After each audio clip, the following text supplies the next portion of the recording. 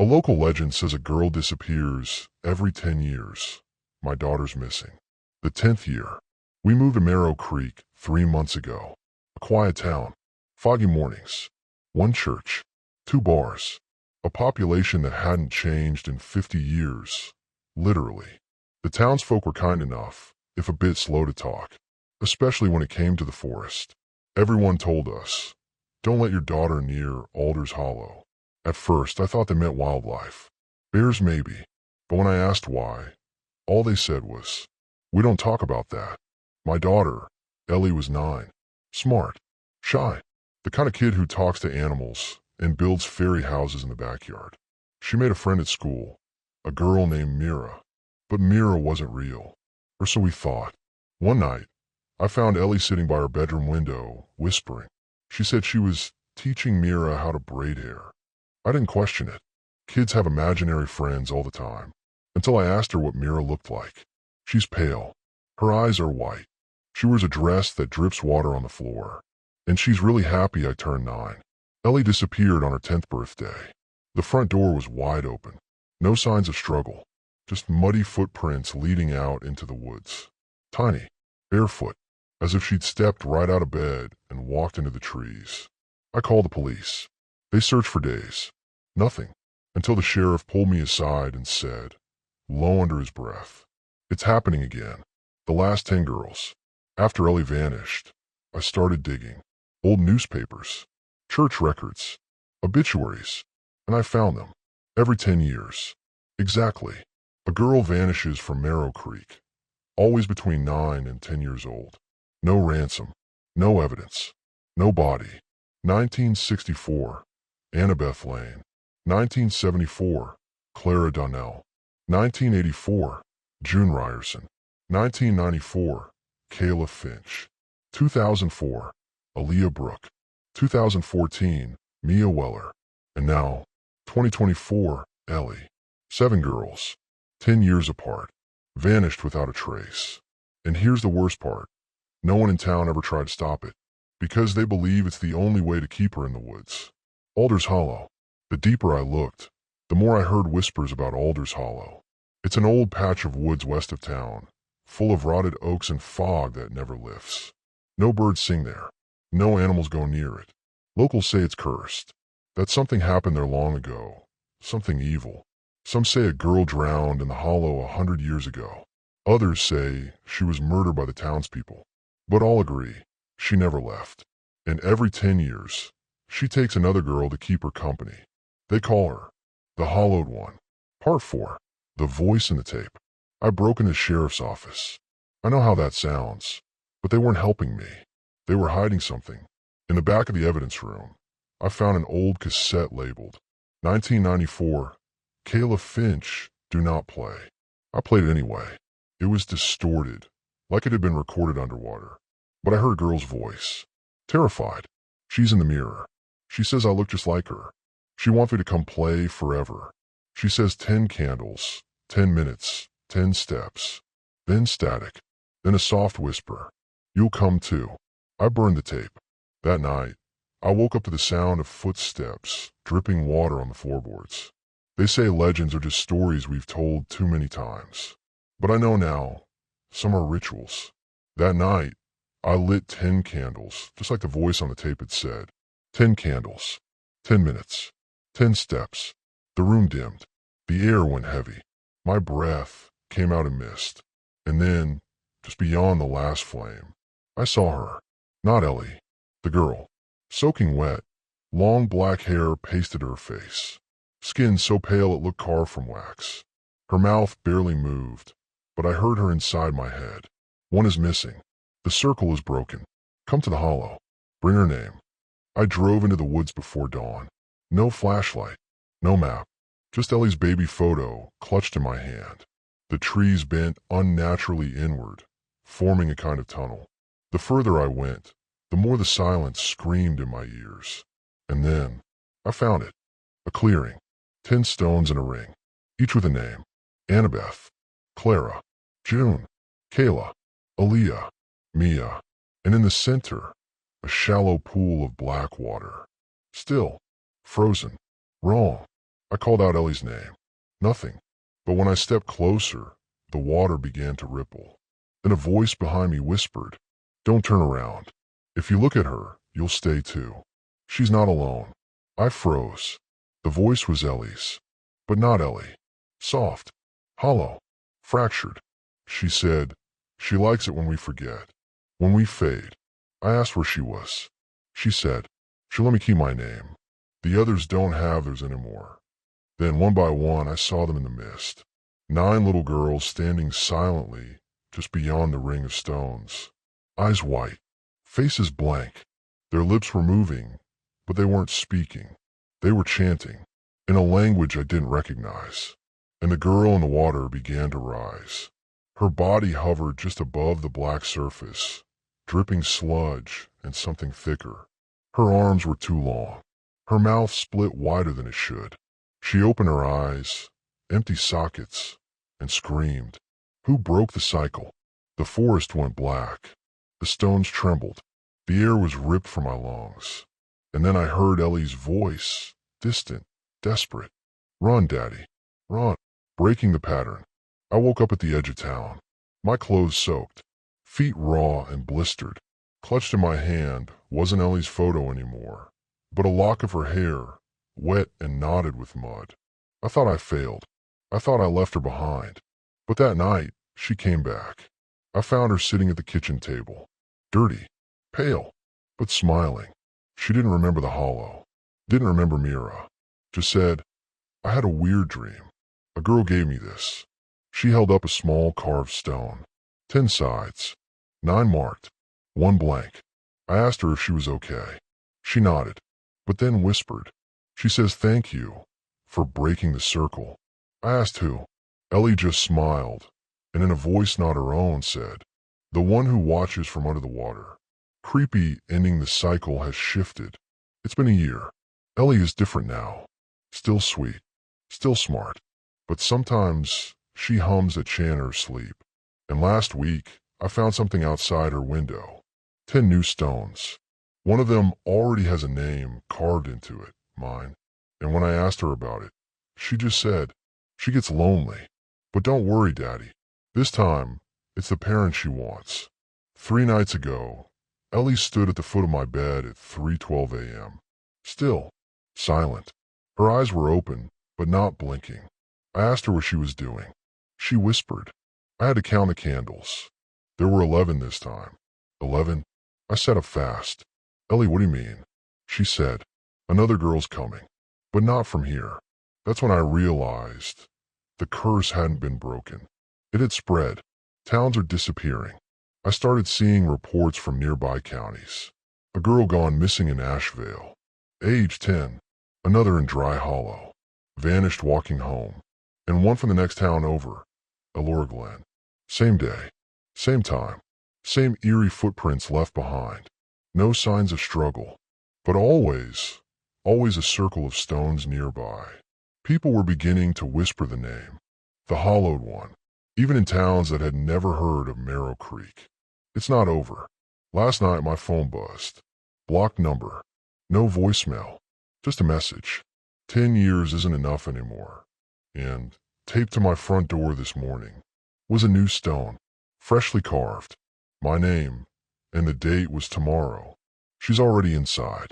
I tried to run. We packed bags. Fled the house. Stayed in a motel. I thought maybe I could outsmart it. Drive far enough. Hide. But when I looked in the rearview mirror, Ellie was smiling. Not at me. At the empty seat beside her. And she whispered, she doesn't live in the forest anymore. She's in the mirror now. I checked the motel mirror. There were 2 reflections of Ellie. It's been 3 weeks since we ran. I stopped sleeping. Every mirror in the motel is now covered with blankets. But at 3:12 a.m., I still hear it. A knock, then another, then a child humming from the other side of the glass. Not Ellie. I know my daughter's voice. This one is slower, wet, echoing like it's underwater. The last motel clerk saw the second reflection. She quit the next day and left a note in my mailbox. She's not here for your daughter anymore. She followed you because you look like the one who drowned her. I don't remember ever hurting anyone, But in my dreams now, I'm standing at the edge of a pond. A girl screams. My hands are covered in mud, and I let go. Every night the dream gets clearer. Every night, the reflection smiles wider. Tonight, I'm not going to cover the mirror. I'm going to sit in front of it, and I'm going to ask her one question. Who am I? I lit one candle, sat cross-legged in front of the motel mirror, waited. At 3:12 a.m., the candle flickered. The air turned ice cold, and the mirror began to fog from the inside. Slowly, a handprint appeared, small, childlike, but not Ellie's. Then a face pressed against the glass, eyes wide, lips stitched with mud, hair floating, even though there was no water. She opened her mouth. No sound came out, but words scratched across the surface in condensation. You held me under. My hands began to tremble. Another line appeared beneath it. 10 taken. 1 returned. Now, you drown. The mirror cracked. A flood of black water rushed out as if the glass had turned to liquid. It filled the room. The candle went out. I tried to scream, but the water entered my lungs. And in the final second before I blacked out, I saw them all. 10 girls holding hands, dragging me down beneath the mirror surface. Post-credit ending. The new reflection. They found the motel room empty. No water. No signs of struggle. Only the cracked mirror. And one thing written on the glass. 11. And now, when Ellie walks by any mirror, her reflection doesn't match. It smiles, even when she doesn't. 3 days after I vanished, Ellie drew a picture in crayon. She said it was our family. There was her mom, and me. Except, there was a fourth figure, drawn entirely in black. No face, just long, dripping hair and arms too long to belong to any human. When asked who that was, Ellie smiled and said, "She lives with us now. She says you're not gone. You're just inside the mirror, watching." I asked Ellie if she wanted to talk to someone about it. She shook her head. She says if I tell anyone else, you'll pull me in next. That night, I checked the hallway mirror, just for a second, and in the reflection, I blinked, but Ellie didn't. It's been 6 months. Ellie doesn't draw anymore. She stares, always toward the darkest corner of the room, or into blank TV screens, or worse, into mirrors that are no longer plugged in. One morning, her mother found a note under Ellie's pillow. It was written in mud, not ink. Just 4 words. We are not done. 10 families. An anonymous online forum recently exploded with similar stories. Post titled, "Why does my daughter talk to the mirror? Cracked glass and children's voices. Our baby was born with a name we didn't choose." The pattern was unmistakable. Every 10 years. 10 girls. 1 survives. Until now. Now, the stories are monthly. The cult of the hollow. Someone began leaving wax-sealed letters at local churches and schools. Each contained a photo of a missing girl, a black stone with a faint symbol carved on it, and a page torn from an ancient manuscript. Always the same line. She was drowned because she knew. Now she rises because we forgot. Police are calling it a hoax. But one officer reported hearing a little girl's laughter in his rearview mirror, right before his car crashed on the bridge outside Marrow Creek. They found his vehicle upside down in the water. The windshield was broken. From the inside, Ellie speaks in sleep. Ellie now sleepwalks every night at exactly 3:12 a.m. She hums the same tune. Always ends in a gasp, like someone slipping beneath the surface. We record her every night. And last night, we heard a new voice. Not Ellie. Older. Croaking, like it came through waterlogged lungs. It said, "The parents carry the sin. The children carry the shape. And the glass carries the gate." Then Ellie stopped in front of the hallway mirror and whispered, "One more must drown." She turned and smiled. But her eyes were mine. The 11th circle. 3 days ago, a historian from the state archives visited me. He found something. Buried in a sealed monastery vault were parchments dating back to 1321, written in Old Latin and Early Welsh. They detailed a practice known as Senum Vitrium, the Glass Supper, a ritual, a punishment, a curse.